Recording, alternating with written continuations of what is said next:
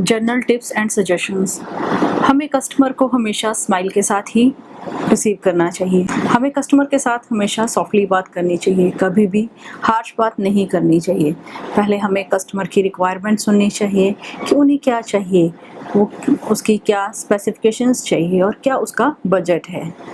हमें कस्टमर को extra services provide करनी चाहिए, इसे डिफरेंट ऑफर्स देने चाहिए। जब भी वो हमारे पास किसी काम के लिए आता है तो हम उन्हें एक्स्ट्रा सर्विसेज प्रोवाइड कर सकते हैं। ये सर्विसेज सॉफ्टवेयर रिलेटेड भी हो सकती हैं, जैसे कि एक्स्ट्रा आप सॉफ्टवेयर इंस्टॉल कर सकते हैं, मीडिया प्लेयर हो गया, गेम्स हो गई, टाइपिंग ट्यूटर हो गया, ये सब कुछ आप उन्हें एक्स्ट्रा प्रोवाइड कर सकते हैं।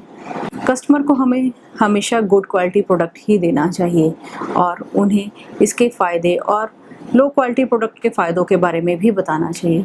हमें कस्टमर को टेक्निकली स्किल करने की कोशिश भी करनी चाहिए ताकि वो उनके साथ हमारा रिश्ता अच्छा बन सके और वो अपना सिस्टम या अपना जो भी प्रोडक्ट हमसे ख़रीद रहे हैं उसको अच्छे से हैंडल कर सकें।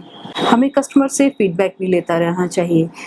अगर हमें नेगेटिव फ़ीडबैक मिल रहे हैं तो हमें उसकी तह तक जाना चाहिए कि ये नेगेटिव फ़ीडबैक हमें क्यों आ रहे हैं, क्या प्रॉब्लम रह रही है हमारी सर्विसेज में जिसकी वजह से कस्टमर हमसे सेटिस्फाइड नहीं है, और उन्हें बेस्ट सर्विस देने की कोशिश करनी चाहिए ताकि वो लाइफ टाइम हमारे साथ बने रह सकें और हमारे व्यापार में हमें फ़ायदा रह सके। फ्रंट एंड पे जो भी कस्टमर को रिसीव कर रहा है, चाहे वो रिसेप्शन पे है या वो आपका टेक्निकल पर्सन है, वो प्योरली स्किल्ड होना चाहिए। उनके पास उन सभी चीज़ों की लिस्ट होनी चाहिए, उन सभी सर्विसेज की लिस्ट होनी चाहिए जो आप कस्टमर को दे रहे हैं। उन्हें आपके रॉ मटेरियल की प्राइस लिस्ट का पता होना चाहिए ताकि कस्टमर के साथ कोई धोखा ना हो या वो उनके साथ कोई गलतफहमी ना हो।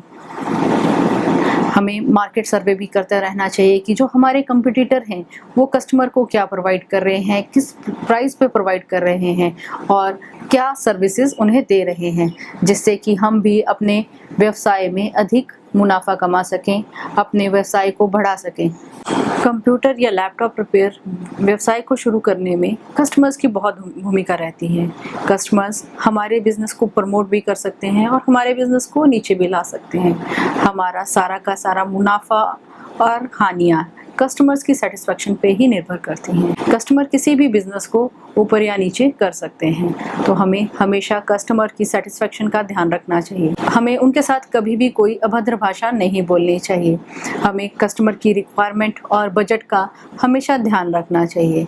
हमें अपने वर्क एरिया को साफ़ सुथरा रखना चाहिए और वेटिंग एरिया में कस्टमर को उचित से उचित फर्नीचर और सुविधाएं प्रदान करनी चाहिए। हमें वेलकम एरिया में कस्टमर्स को रिफ़्रेशमेंट प्रोवाइड करने की कोशिश करनी चाहिए, चाहे वो एक पानी का गिलास ही क्यों ना हो। हमेशा कस्टमर को स्माइलिंग फेस के साथ ही डील करना चाहिए, उनकी प्रॉब्लम्स को सुनना चाहिए, उनकी बात को कभी भी बीच में काटना नहीं चाहिए। कस्टमर के साथ कम्युनिकेशन में हमारा पूरा व्यवसाय डिपेंड करता है कि हम कस्टमर के साथ कैसे बातचीत करते हैं, कैसे हम उसके साथ डील करते हैं। इसमें हमारा और हमारे स्टाफ का रोल रहता है, तो हमें स्टाफ को भी पर्सनालिटी डेवलपमेंट के कोर्सेज करवाने चाहिए। उन्हें भी बातचीत का ढंग, उठने बैठने का ढंग मालूम होना चाहिए।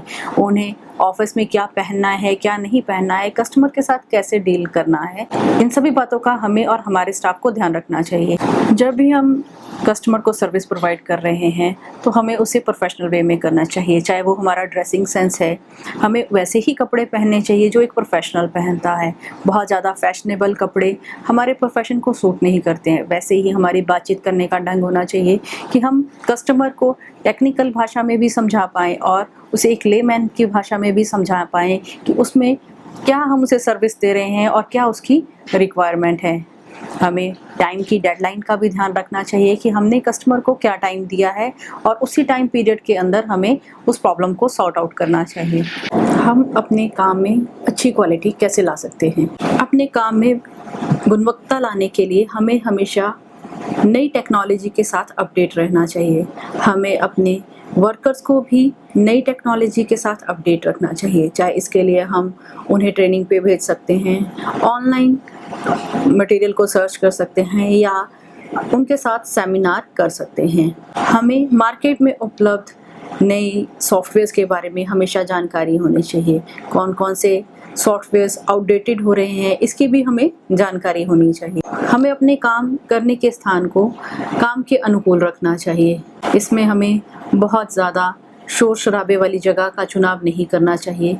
हमें अपने काम करने के स्थान को साफ रखना चाहिए।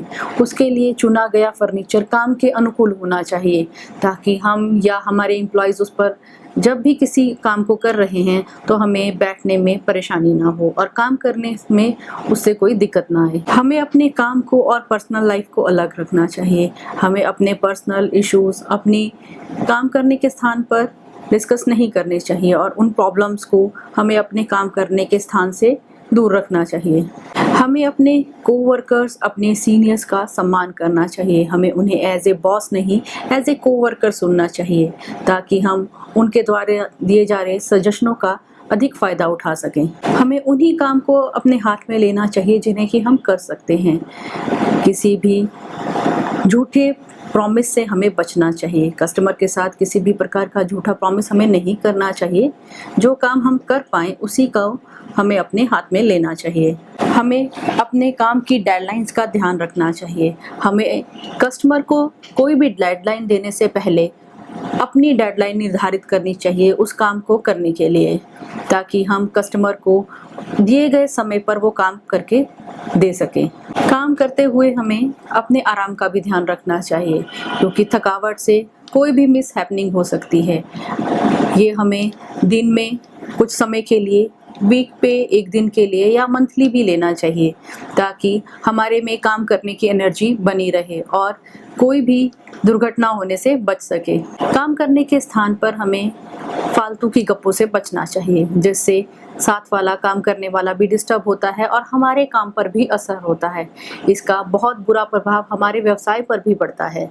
अपने व्यवसाय में हम क्या नया कर सकते हैं, कौन सी नई सुविधाएं दे सकते हैं, इसके बारे में भी हमें अपने कोवर्कर्स के साथ डिस्कस करना चाहिए। इंटरनेट पे नई नई अपॉर्चुनिटीज़ रहती हैं, उनके लिए भी हमें तैयार रहना चाहिए और अपने साथ काम करने वालों को भी इसके लिए प्रेरित करना चाहिए। हमारे वर्किंग आवर्स फिक्स होने चाहिए। काम करने का एक निश्चित समय होना चाहिए। उसके बाद हमें अपने पर्सनल लाइफ पर भी ध्यान देना चाहिए। जैसे हम अपने व्यवसाय को 9 से 5 कर रहे हैं तो उसकी एक डेडलाइन या एक समय सीमा होनी चाहिए, जिससे कि हमारी पर्सनल लाइफ भी डिस्टर्ब ना हो और हमारा व्यवसाय में भी कोई बाधा उत्पन्न ना हो। हमें अपने व्यवसाय के लिए सेल्फ प्रमोशनल भी बनना चाहिए। हमें खुद भी उसकी प्रमोशन करनी चाहिए। जहाँ भी हम जा रहे हैं तो खुद भी अगर मौका लगे तो इस बारे में, अपने व्यवसाय के बारे में लोगों को बताना चाहिए। हमें अपने व्यवसाय में नई नई टेक्नोलॉजी का इस्तेमाल करना चाहिए। ऑन साइट सपोर्ट में हम सोशल मीडिया का सहारा भी ले सकते हैं। हम कस्टमर्स के साथ EMCs कर सकते हैं और उन्हें टेलीफोनिकली या सोशल मीडिया के थ्रू भी अपनी सर्विसेज प्रोवाइड कर सकते हैं, जो हमारे व्यवसाय के लिए एक नई चीज़ रहेगी और हम नई उपलब्धियां हासिल कर सकेंगे। जब भी हम कंप्यूटर या लैपटॉप रिपेयर का बिजनेस या व्यवसाय शुरू करते हैं तो हमें क्वालिटी चेकिंग और रेक्टिफिकेशन का भी ध्यान रखना चाहिए।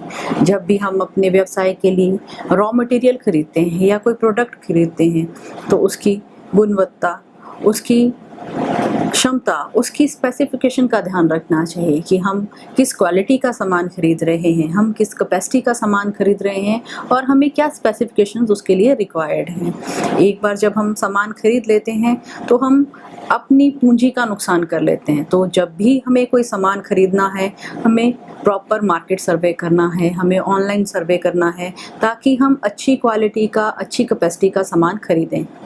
वैसे ही जब हमें इसे सेल करना है तो कस्टमर को भी हमें अच्छी क्वालिटी का, अच्छी कैपेसिटी का और उसी की रिक्वायरमेंट के हिसाब से उसी स्पेसिफिकेशन का सामान उपलब्ध कराना है, ताकि कस्टमर्स के साथ हमारा रिश्ता अच्छा बना रह सके, उन्हें काम करते हुए कोई दिक्कत ना आए।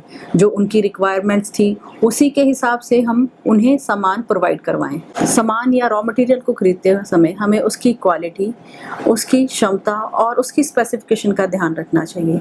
जब भी हम सामान खरीदने जाते हैं तो हमें मार्केट का प्रॉपर सर्वे करना चाहिए कि कहाँ हमें बेस्ट क्वालिटी प्रोडक्ट्स मिलेंगे।